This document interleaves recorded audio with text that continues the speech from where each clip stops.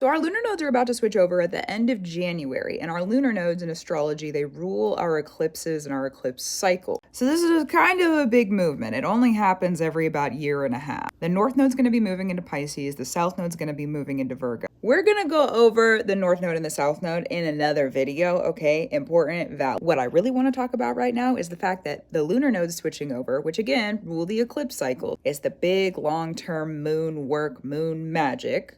Valid, gorgeous, beautiful. It happens just hours before we have a new moon in Aquarius, where Pluto has just ushered itself into.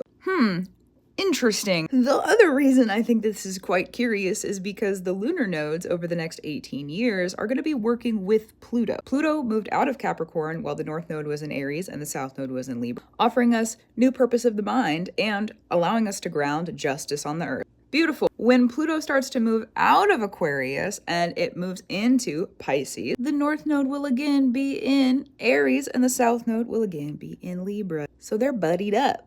Best friends. So it's interesting to me as an astrologer who watches the transit, looking at this new moon in Aquarius that's ushering in a completely and totally new era of magic for us. Binding magic is Pluto, ancestral magic is Pluto, exchanges, any sort of deals that you make, Pluto oriented. So we have this completely new energy with that new moon in Aquarius. We're being ushered into these new cycles with the moon. And just before that happens, just before we have this breath of fresh air, our lunar nodes, they're switching over. North node in Pisces is going to be our spiritual purposes getting a new purpose. We're receiving new spiritual purpose. We don't get prepared for no reason. So look at what spiritual preparations you've been walking in for the previous couple of years. That'll help you understand kind of what's happening with that for you. You could look at your Pisces placements in your house or in your chart too, your Neptune as well. So if you need it, there it is. And then the south node's going to be moving into Virgo, which is asking us to get really rooted and grounded on the earth. Get really good at being in the body, working with your body fundamentals and your body practices, indirect communication. I also call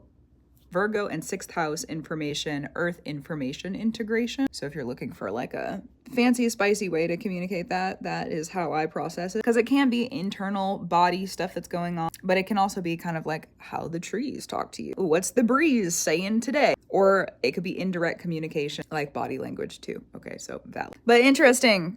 Lunar nodes, eclipses. Working with Pluto, what are you really doing up there? What you really got going on? I want to know.